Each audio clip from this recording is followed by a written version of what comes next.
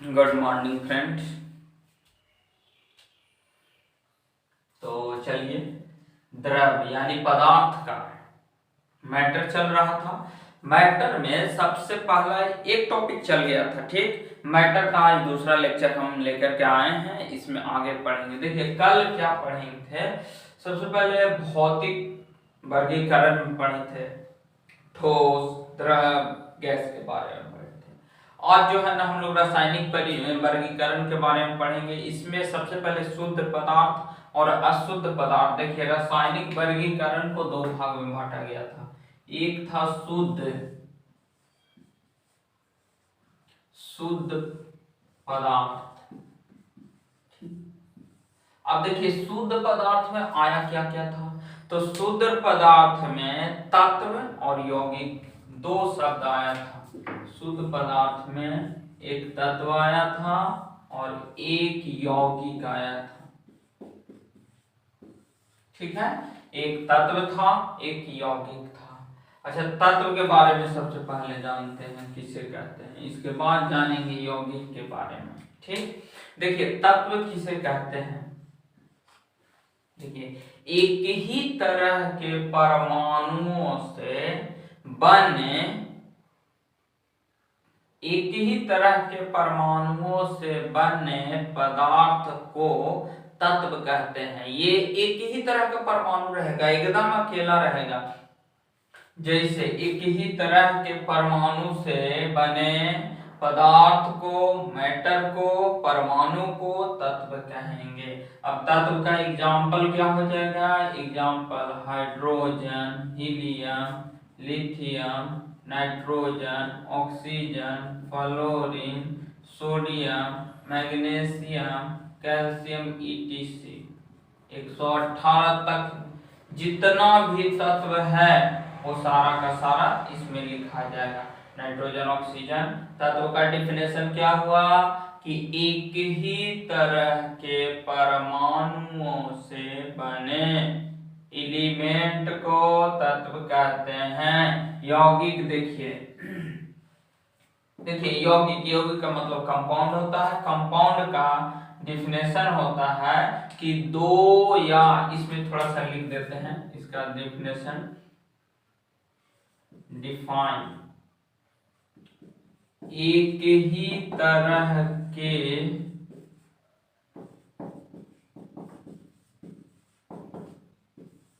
परमाणुओं से बने, एक ही तरह के परमाणुओं से बना होता है, हो गया, ठीक।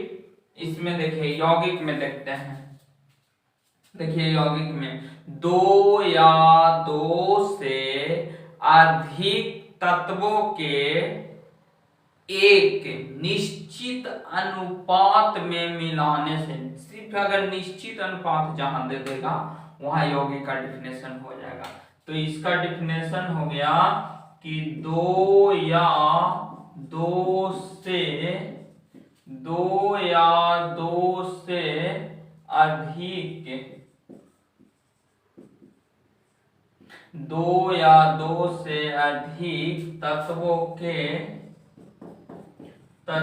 के एक निश्चित अनुपात में मिलाने से, निश्चित अनुपात में मिलाने से, अनुपात में मिलाने से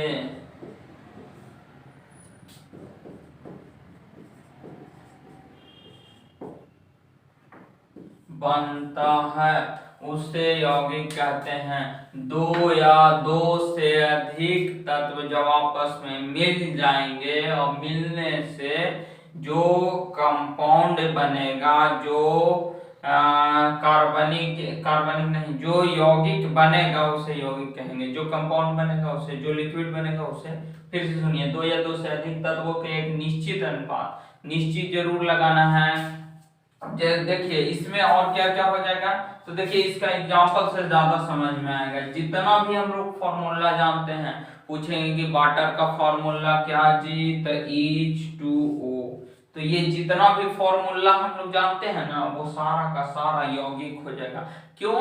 क्योंकि इसमें अगर देखेंगे दो एटम है, दोनों का एक निश्चित रेशियो, जैसे देखिए हाइड्रोजन का 1 × 2, ऑक्सीजन 1 है तो 16, ठीक। देखिए यही अनुपात है, अगर काटेंगे तो 1:8 आ जाएगा, एक निश्चित अनुपात हुआ कि नहीं। अब वाटर का संख्या दुगना कर देंगे, तिगना कर देंगे तो ये रेशियो भी बढ़ते जाएगा। इसलिए कहा गया है कि एक निश्चित अनुपात में जब मिलाएंगे तब जो बनेगा वो आपका यौगिक रहेगा। जितना भी फॉर्मूला जानते हैं, NH3 हो गया, NaCl हो गया, KOH हो गया, CH4 हो गया, etc. Dot dot dot dot जितना भी फॉर्मूला आप रटते हैं या बनाते हैं, फॉर्मूला बनाना सिखाए हैं। एक स्पेशल क्लास चला था 10 मिनट का फॉर्मूला का, 10 या 12 मिनट का जो भी है वो चला था सिर्फ और सिर्फ फॉर्मूला का। तो ये देखिए वो जितना भी फॉर्मूला हम लोग बनाना सीखे थे या रटे थे वो सारा का सारा को यौगिक कहते हैं, ठीक। चलिए तत्व यौगिक कंप्लीट हो गया।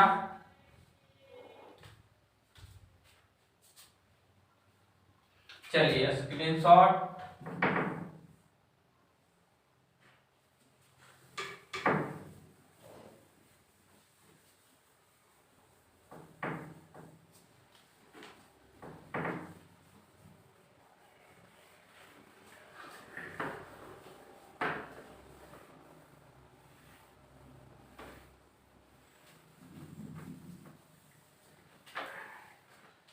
देखिए अब ये हो गया, इधर तत्व यौगिक हो गया। अब तत्व में यहाँ जो तत्व अभी पढ़ रहे थे, तत्व तत्व ये तत्व को 3 भागों में बांटा गया है। एक हो गया धातु, एक हो गया अधातु,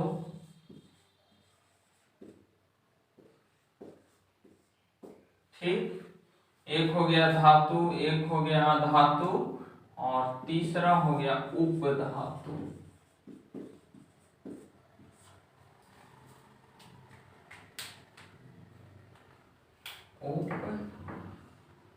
उपधातु, ठीक है। अब देखिए धातु किसे कहते हैं, अधातु किसे कहते हैं, उपधातु किसे कहते हैं। अब देखिए ये चैप्टर भी स्पेशल चलेगा, ऐसे यहाँ देख लीजिए धातु किसे कहते हैं, उपधातु किसे कहते हैं, अधातु किसे कहते हैं, उपधातु किसे कहते हैं। देखिए सबसे पहले थोड़ा सा पीरियोडिक टेबल से बता देते हैं। देखिए ये पीरियोडिक टेबल है,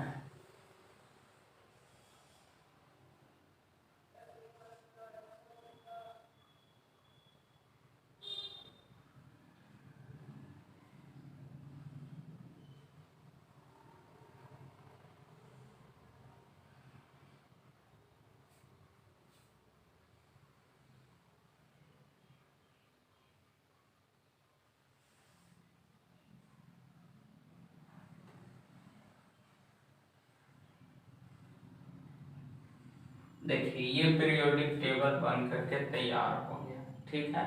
अब देखिए जब ये पीरियोडिक टेबल पूरा का पूरा बनाएंगे, पूरा का पूरा हम लोग अगर बनाएंगे तो देखेंगे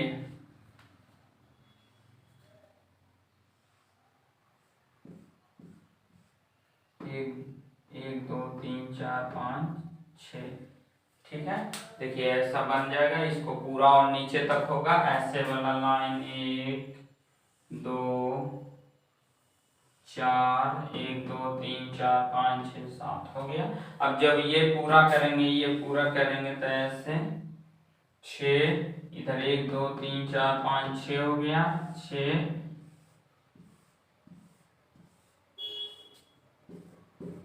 10 को बीच में लाइन होगा ऐसा, 10 लाइन यहाँ, इधर 6 लाइन, इधर 2 लाइन, यानी कि टोटल अगर गिनेंगे तो 18 हो जाएगा ऐसे 1 2 3 4 डॉट डॉट डॉट डॉट 18 तक जाएगा।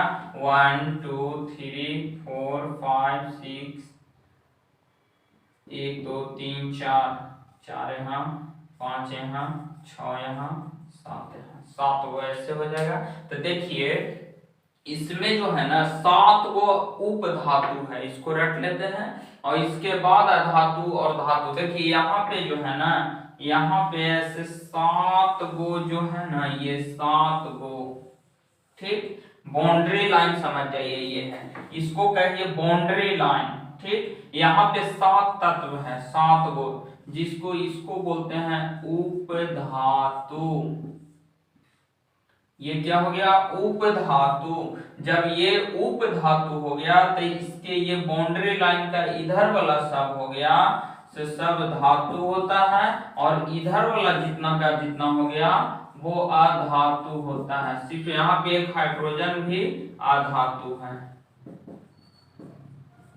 हाइड्रोजन अधातु है, बाकी सब इधर का धातु हो जाएगा, इधर का अधातु हो जाएगा, और बीच में जो है 7 गो उप धातु है, यानी कि धातु का भी गुण रखता है अधातु। अब धातु अधातु कहते किसको है, थोड़ा सा देखिए, धातु जो हार्ड हो, जिसका मेल्टिंग पॉइंट हाई हो, मेल्टिंग पॉइंट मतलब जल्दी पीछे पिघले नहीं, यानी कि जो बहुत कठोर हो, जिसके देखिए धातु का बहुत सारा 6 से 7 चीज हो, जो डक्टाइल होता है, मेलिबल, मेलिबल मतलब जिसको चमकीला होता है, मेलिबल होता है, डक्टाइल होता है। देखिए धातु को पीट पीट करके चदरा बना सकते हैं, लेकिन अधातु को पीट पीट करके चदरा नहीं बना सकते। धातु को गर्म करने के बाद इसका एक तार के रूप में प्रयोग कर सकते हैं। चिलगम कैसे खाते हैं उस तरह से लंबा कैसे खींचाता है, तो तार बनाया जा सकता है इसका, इसका नहीं। धातु को पीटने पर टन टन की आवाज आती है, लेकिन अधातु को नहीं। धातु जो है मैक्सिमम धातु जल्दी गलेगा नहीं, जल्दी नहीं गलेगा मतलब इसका बॉयल करने का पॉइंट बहुत ज्यादा है, तो इसका बॉयल ही नहीं पिघलने का भी बहुत ज्यादा है, जल्दी पिघलेगा भी नहीं।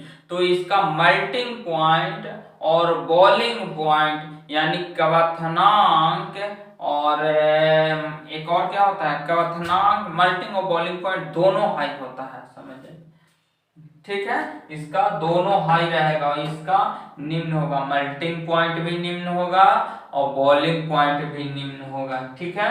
और देखिए, और धातु चमकीला होता है बता ही दिए, अधातु धूसर होता है, ठीक। अब देखिए ये अधातु और धातु के बीच के जो डिफरेंस है उसको जब बांटेंगे तो उसको देखिए बांटने के लिए उप धातु है, ठीक, तो उप धातुओं की संख्या 7 होता है, तो 7 गो उप धातु पे देखिए बता दे रहे हैं, 7 गो उप धातु कौन कौन है उसको बता दे रहे हैं। देखिए 7 गो उप धातु में आपका देखिए ये बाउंड्री लाइन है ना, और बाउंड्री लाइन पे उप धातु है, यानी कि यहाँ पे जो भी नाम रखिएगा जैसे Bi, Si, यानी कि बोरोन, एक बोरोन है, एक बोरोन है, एक है सिलिकॉन, हाँ एक है सिलिकॉन है, जर्मेनियम है, boron, silicon, germanium, arsenic, Sb, antimony, AsSb, AsSb, TePO। देखिए इतना ही है बाउंड्री लाइन पे, यही 7 गो हैं, boron, silicon, germanium, arsenic, Sb से एंटीमनी, टेलेनियम, पोलोनियम, 7 को है। अच्छा बाउंड्री लाइन के अंदर इधर रहेंगे तो देखिए आउटर मोस्ट है, जैसे देखिए इलेक्ट्रॉनिक विन्यास निकालेंगे ना, सल्फर का तो 16 होता है ना, तो 2 8 2 10 6 16, लास्ट में 6 आया। ऑक्सीजन का 2 6 आया, फास्फोरस का या मैग्नीशियम लेते हैं, मैग्नीशियम का 12 होता है, तो 2 8 2 10 और 2 12। तो देखिए लास्ट में अगर 2 दिखे तो बाउंड्री लाइन के, बाउंड्री लाइन कब होता है, चौवा, चौवा लगेगा तबे ना कहेंगे कि ओ बाउंड्री पे बॉल पहुंच गया, बाउंड्री लाइन पे बॉल पहुंच गया, चौवा छक्का यही सब ना मारेंगे। तो देखिए बाउंड्री लाइन को हम लोग खाली चौवा को माने हैं, ठीक, छक्का को नहीं मानना है। तो देखिए बाउंड्री लाइन, बाउंड्री से अंदर अगर गेंद रह गया यानी कि इधर का कोई तत्व का नाम ले लिए, ठीक, तो उसका लास्ट में 1 2 3 यही बचेगा, 1 2 3। जैसे देखिए लास्ट में 2 बचा ना मैग्नीशियम का, तो 2 बचा, यहाँ पे 1 भी लास्ट में बच सकता था, 3 भी बच सकता था। तो ये सब जहां बचे लास्ट में उसको धातु कहेंगे, यानी कि लास्ट में 1 दिखे, 2 दिखे, 3 दिखे तो धातु, और लास्ट में 5 दिखे, 6 दिखे और 7 दिखे, ठीक, यानी कि 14 से आगे तो अधातु हो गया। और अगर बाउंड्री लाइन पे बॉल जाता है तो चौवे न कहलाएगा। तो जब बाउंड्री पे जैसे ही सटा यानी कि चौवा हो गया, तो वहां पे लोग खड़े थे तो चौवा हो गया, तो उपधातु भी बोल सकते हैं, अधातु भी बोल सकते हैं, धातु भी। इसके बारे में कुछ नहीं, ये दोनों गुण रखता है। लास्ट में 4 आएगा या 8 आएगा तो दोनों गुण रखेगा, या तो हो सके धातु भी रहे या धातु, उसके बारे में कुछ नहीं कह सकते हैं। लेकिन ये बाउंड्री लाइन वाला जरूर याद रखिएगा कि इधर आएगा तो धातु, उधर जाएगा तो अधातु। बाउंड्री लाइन में देखिए याद कैसे करिएगा, बी है तो बाउंड्री लाइन पे बी खड़ा है, यानी कि सबसे इंडिया का कैप्टन कौन है, तो बी से विराट कोहली, बी से विराट कोहली। उसके बाद सबसे शिखर पे कौन है, तो शिखर धवन, अपना धवन। बाउंड्री लाइन पे पहला नंबर विराट कोहली खड़ा है, फिर शिखर धवन खड़ा है, फिर जी से एकदम पुराना में याद रखिए गौतम गंभीर साहब, गौतम गंभीर साहब। और एएस से तो आपको सबसे चहेता अश्विनी, और एसबी से इधर सहवाग को रखिए, तेंदुलकर को रखिए, पोलार्ड को रखिए। इतना को लेकर के खेलिए, 7 को प्लेयर को लेकर के खेलना है, जिसमें कैप्टन बनाना है किसके, विराट कोहली को। उसके बाद रखना है शिखर धवन को, उसके बाद रखना है जी से गौतम गंभीर को, फिर अश्विनी को रखना है, फिर सहवाग को रखना है, फिर तेंदुलकर, फिर पोलार्ड। याद हुआ? नहीं याद हुआ तो फिर से इसको लिख लीजिएगा, बार बार लिखने की कोशिश कीजिएगा कि बाउंड्री लाइन पे क्या है, तो विराट कोहली है, शिखर धवन है, गौतम गंभीर है, अश्विनी है, सहवाग है, तेंदुलकर है, पोलार्ड है, ये सब सारे बाउंड्री लाइन पे थे, समझे। अब देखिए उपधातु बता दिए, धातु बता दिए, अधातु बता दिए। चलिए लिख दे क्या, चलिए देखिए लिख देते हैं उपधातु को। उपधातु शब्द को है ना, बी से बोरोन होता है, यानी कि बोरोन को विराट, पहला में विराट रखे, विराट कोहली, दूसरा में शिखर धवन, ठीक, तीसरा में जीई से गौतम गंभीर, गौतम गंभीर, एएस से अश्विनी, अश्विन, अश्विन हो गया, सहवाग, सहवाग, तेंदुलकर, पोलार्ड, इतने लोग हैं, ठीक है। Boron, silicon, germanium, arsenic, antimony, tellurium, polonium. चलिए इतना हो गया। अब देखिए आगे बताते हैं, मिटा दें, स्क्रीनशॉट लीजिए।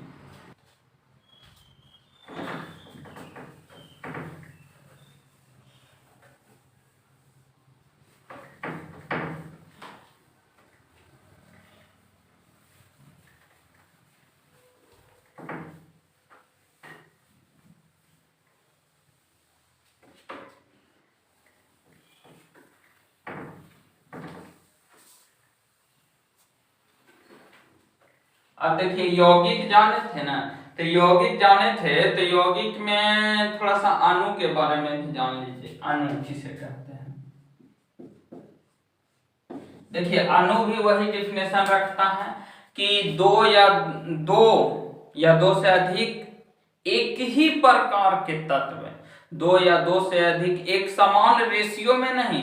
देखिए यौगिक का था कि 2 या 2 से अधिक तत्व एक रेशियो में मिलाया जाए, तत्व अलग अलग हो सकता है, लेकिन ये अणु में कहता है दो या दो से अधिक एक ही प्रकार के तत्वों को मिलने से जो बनता है उसे अणु कहते हैं। यानी कि अणु अगर कहे तो अणु में हो जाएगा O2, H2, Cl2, N2 dot dot dot dot. ये सब देखिए यहाँ ऑक्सीजन दूगो है तो ऑक्सीजन दूगो है O plus O, H plus H, Cl plus Cl, N plus N। देखिए मिला ना तभी ना बना अणु।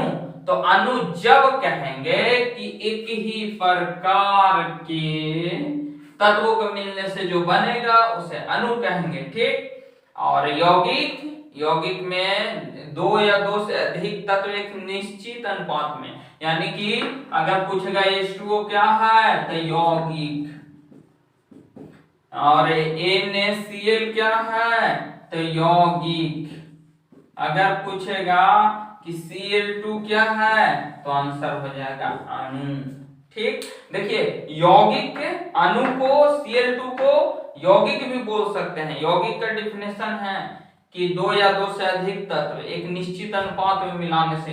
यौगिक ये नहीं कहता कि कैसा है, एक ही प्रकार के रहे चाहे अलग अलग रहे, उससे मतलब नहीं है यौगिक को, लेकिन अणु को मतलब है कि एक ही प्रकार का होना जरूरी है। चलिए मिटा देते हैं।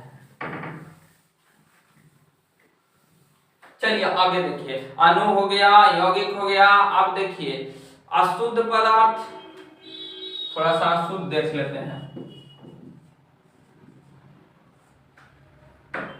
अशुद्ध पदार्थ से पहले ठोस, द्रव, गैस में थोड़ा सा बच गया था। देखिए ठोस, द्रव, गैस, ठीक। देखिए जो इंग्लिश मीडियम के हैं ना, ठीक है, उनके लिए अलग से क्लास शुरू होगा, पूरा का पूरा इंग्लिश मीडियम का रहेगा, ठीक है। लेकिन ये अभी हिंदी वालों के लिए चल रहा है। अगर इंग्लिश वाले इच्छुक हैं कि सर हमको पूरा का पूरा इंग्लिश में चाहिए, पॉलिटेक्निक का नोट्स या पॉलिटेक्निक का तैयारी हमको पूरा का पूरा इंग्लिश में करना है, तो वो कमेंट बॉक्स पे कमेंट कीजिएगा। अगर ज्यादा लोगों की जरूरत होगी तो हम इंग्लिश में भी पढ़ाएंगे, क्योंकि इंग्लिश में ज्यादा मजा भी आता है। अब देखिए अगर कोई चीज ठोस से द्रव में जा रहा है, जैसे बर्फ है, द्रव मतलब पानी हो गया, तो द्रव में जा रहा है तो इसको बोलेंगे गलन, गलनांक। अगर द्रव से ठोस में जा रहा है तो जमेगा ना जी, तो इसको बोलते हैं जमना, ठीक है। अच्छा अब देखिए द्रव से कोई चीज गैस में जा रहा है तब क्या बोलेंगे, द्रव यानी पानी है, गैस मतलब वाष्प हो रहा है ना, तो यहां बोलेंगे इसको बोलेंगे कि वाष्पन। लेकिन कोई चीज गैस से द्रव में जा रहा है तब इसको क्या कहेंगे। देखिए गैस वाष्प बन के उड़ गया, और बोलते हैं ना कि गैस जो है ऊपर में संघनित होकर के बादल बन गया, यानी पानी बन गया, तो इसको बोलेंगे संघनन। इसको बोलेंगे क्या, संघनन। अगला अब ये बच गया, देखिए ठोस से जब कोई चीज गैस में अगर कन्वर्ट हो रहा है, ठोस से गैस में, ठोस से, और संघनन का इंग्लिश कंडेंसेशन होता है।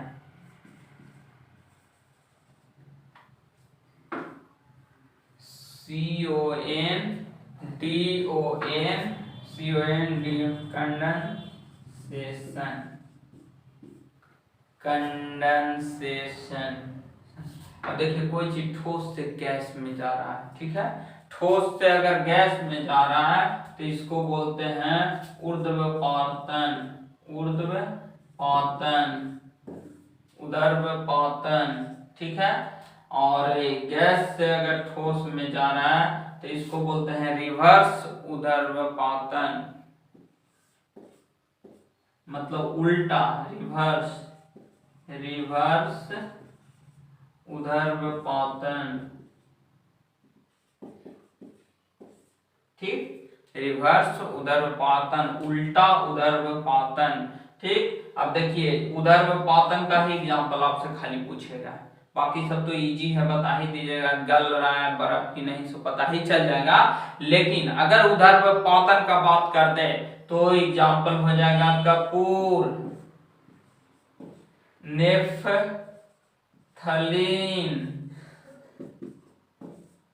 नेफ्थलीन हो जाएगा। अगर सल्फर से कोई चीज बना हुआ दिख जाए, जैसे सल्फर से बना हुआ है गंधक, ये सल्फर से बनता है, सल्फर से, तो ये गंधक भी आपका हो जाएगा। और नेफ्थलीन हो गया, नौसादर हो ही गया, और लिख लीजिए नौसादर, इतना, ये सब आप लोग के लिए इम्पोर्टेंट है, ये सब दे देगा, बोलेगा कि यहाँ क्या हो रहा है। अब देखिए हो गया इतना।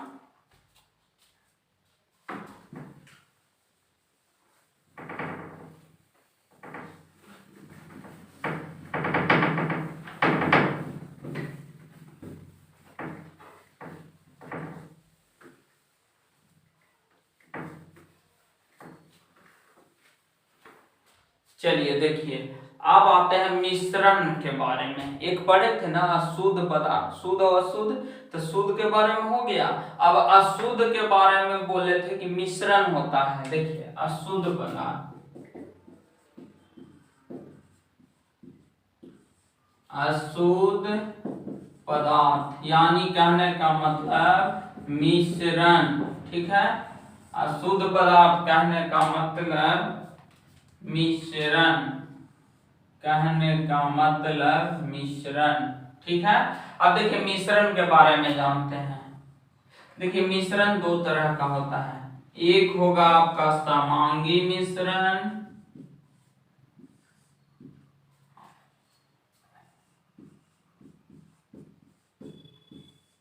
दूसरा होगा विषमांगी मिश्रण।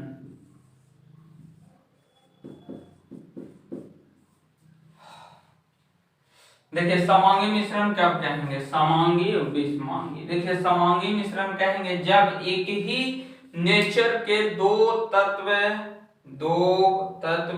आपस में मिल जाए, या एक कंपाउंड में एक दूसरा कंपाउंड डाला जाए। जैसे अगर चीनी पानी में डालिएगा तो घुलेगा, जैसे एग्जांपल खाली लिख देते हैं। समांगी मिश्रण डिफिनेशन सुन लीजिए, समांगी का क्या होगा कि एक ही नेचर वाले दो तत्वों को मिलाएंगे तो समांगी मिश्रण होता है, अलग अलग नेचर वाले दो तत्वों को मिलाएंगे तो विषमांगी मिश्रण होता है। समांगी में पूरी तरह से घुल जाएगा, पता नहीं लगेगा। विषमांगी में तुरंत तो घुल भी सकता है, लेकिन वो कुछ देर के बाद आपको दिखने लगेगा। जैसे समांगी में चीनी, नमक, पानी नमक मिला दीजिए, और एग्जांपल में होगा क्या, पानी चीनी, पानी नींबू, नींबू पानी, नींबू, ये सब जो मिक्सचर आएगा समांगी में होगा। विषमांगी में क्या हो जाएगा, रेत और पानी, रेत और पानी को मिलाइएगा, देखिएगा सुबह में हो जाएगा धूलकण, पानी धूल को मिलाइएगा तो शुरुआत में ऐसे से रिकॉर्ड दीजिए या मिला दीजिए, ऐसे मिल जाएगा पूरी तरह से। लेकिन कुछ देर के बाद देखिए धूलकण सब नीचे बैठ जाता है, ठीक है। इसी तरह के मिश्रण को ये कहते हैं विषमांगी मिश्रण कहते हैं, और इस मिश्रण को कहते हैं समांगी मिश्रण कहते हैं, ठीक है। अब देखिए बहुत सारा मिश्रण है, उसको पृथक्करण कैसे किया जाता है, बांटा कैसे जाता है, ठीक, वो दिखाते हैं आपको। देखिए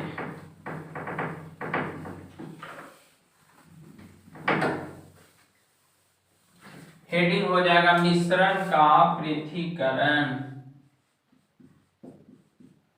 मिश्रण का पृथक्करण, आधा था हो जाएगा पृथक्करण। तो देखिए इसमें सबसे पहला आ जाएगा, ठीक है। इसमें देखिए पहला आ जाएगा, पहला हम लोग जानते हैं क्रिस्टलियन, ठीक। एक हो जाएगा क्रिस्टलियन, क्रिस्टलन क्रिस्टलन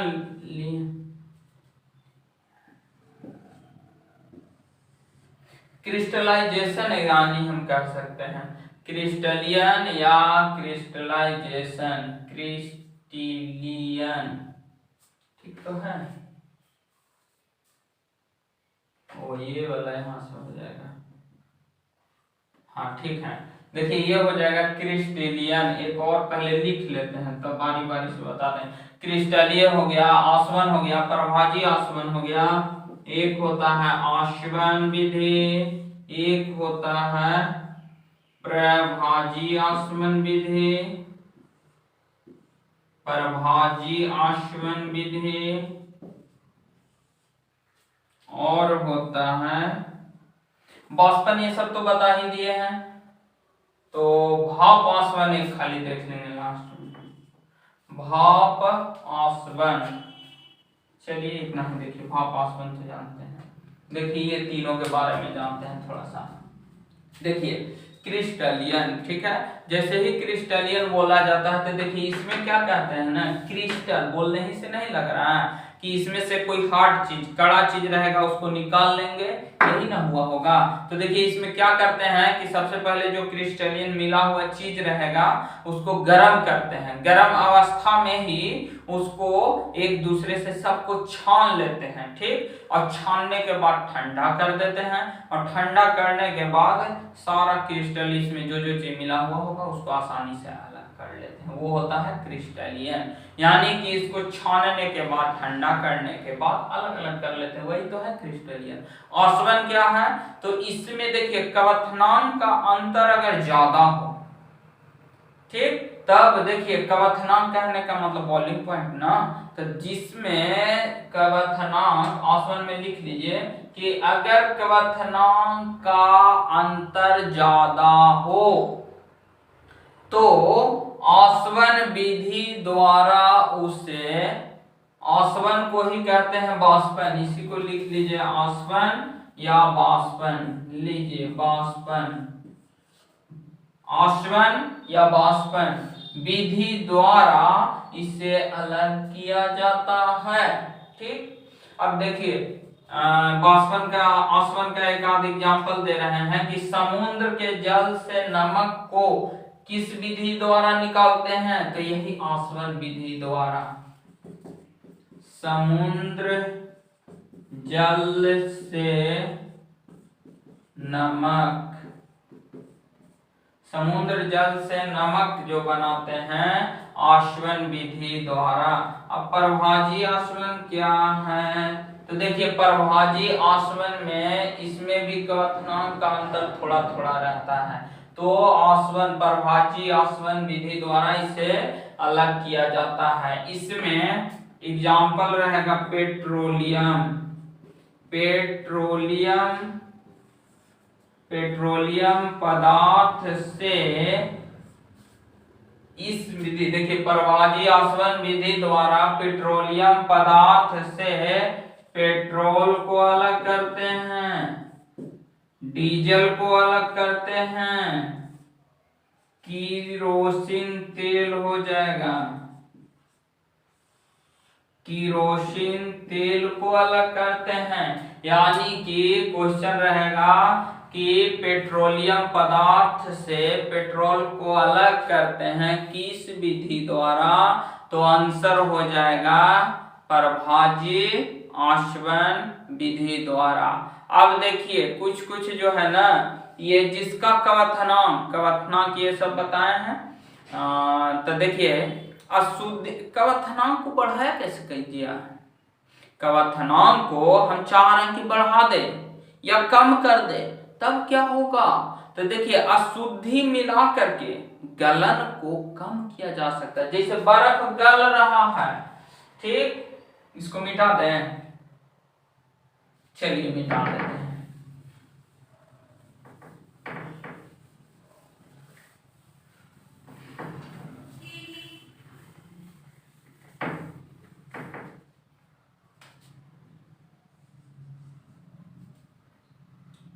नोट देखिए सबसे पहला चीज बता रहे हैं कि अगर हम किसी भी पदार्थ में अशुद्धि मिलाएंगे, देखिए अशुद्धि मिलाकर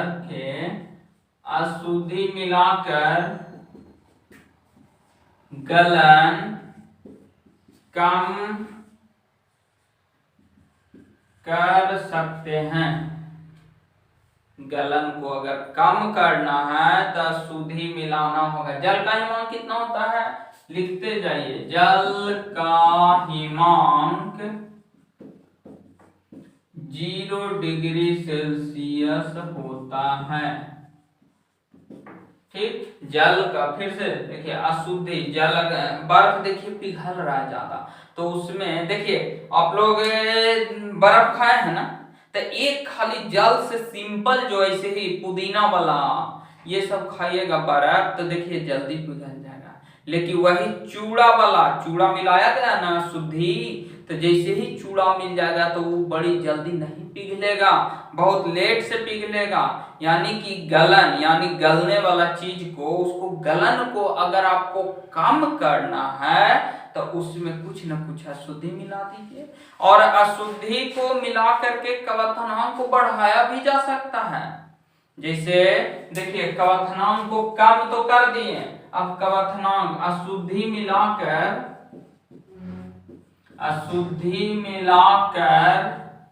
कवथनांक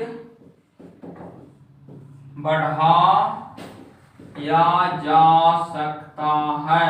देखिए कैसे, देखिए पानी खोल रहा है, 10 मिनट में खौल जा रहा है, ठीक, उसमें कुछ और चीज मिला दीजिए, अशुद्धि के रूप में मिला दीजिए। चावल हो गया, चावल में खाना बनाते हैं ना, तो खाली पानी 10 मिनट में खौल जाएगा, लेकिन उसके चावल के साथ डाल दीजिए तो 10 मिनट से ज्यादा समय लेगा। ठीक है, तो वही कहता है जल का कवथनांक कितना होता है, 100 डिग्री सेल्सियस होता है। देखिए ये भी लिख लीजिए कि जल का कवथनांक 100 डिग्री सेल्सियस होता है। इसे 273 केल्विन में होता है। देखिए अगर जल का कवथनांक आपसे पूछ दे, ठीक, तो जल का कवथनांक 100 डिग्री सेल्सियस होता है, ठीक है। लेकिन यही 100 डिग्री सेल्सियस को अगर केल्विन में बताना हो, अगर देखिए केल्विन में बताना हो तो केल्विन में 273 केल्विन होता है। ठीक, अब देखिए दाब बढ़ने पे कवथनांक तो बढ़ जाता है और दाब घटने पे कवथनांक घट जाता है। देखिए दाब को, दाब पे नहीं लिखा है, अच्छा देखिए दाब बढ़ने से कवथनांक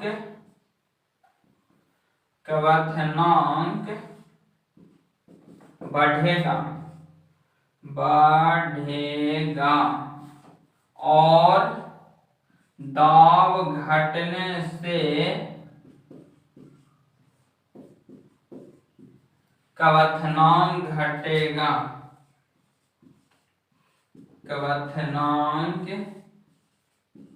घटेगा। ठीक, देखिए दाब को बढ़ा दीजिए, यानी कि प्रेशर कुकर देखे हैं, प्रेशर कुकर बंद क्यों करते हैं कि प्रेशर बढ़ जाए, यानी कि दाब बढ़ जाए। और दाब बढ़ेगा तो क्या हो जाएगा, दाब बढ़ने से हम बोलेंगे कवथनांक बढ़ जाएगा, यानी कि जल्दी खोलने लगेगा, और जल्दी पानी खोलेगा उसमें के तो खाना जो भी रहेगा जल्दी बन जाएगा। ठीक, अगर उसका दाब कमा देंगे, प्रेशर कुकर को खुला छोड़ दीजिए, प्रेशर नहीं बनाएगा। तो प्रेशर जब नहीं बनेगा तो देखे है ना तसली में कितना देर में चावल बनता है, तो वही कह रहा है कि दाब अगर घटा देंगे तो उसका खोलने वाला जो समय है वो ज्यादा लगेगा, जल्दी नहीं खोलेगा। ठीक है, प्रेशर कुकर वाला हो गया। अच्छा, प्रेशर कुकर में खाना जल्दी क्यों बनता है, ठीक, इसका कारण दाब ही तो है, वहां दाब बढ़ जाएगा, इसलिए दाब जहां बढ़ेगा वहां प्रेशर बढ़ जाएगा। जहां प्रेशर दाब बढ़ा क्वथनांक बढ़ जाएगा। प्रेशर कुकर में खाना इसीलिए जल्दी पकता है क्योंकि वहां दाब बढ़ जाता है। ठीक। अच्छा, पहाड़ों पे खाना जल्दी क्यों पकता है? क्योंकि वहां का दाब खाना पकता है। देखिए, पहाड़ों पर खाना जल्दी पकने का कारण है कि वहां दाब कम हो जाता है। अब दाब कम हो जाएगा तो वहां कम दाब पे खोलने लगेगा, इसलिए वहां क्वथनांक, हाँ, वहां कम ताप पर ही सारा कुछ होने लगता है, इसीलिए कम ताप पे पानी उबलने लग जाएगा, इसलिए खाना जल्दी पकता है। ठीक है, चलिए बस कीजिए, आज के लिए इतना ही। अगला दिन एक क्लास और रहेगा। थैंक्स, आज के लिए बस इतना ही।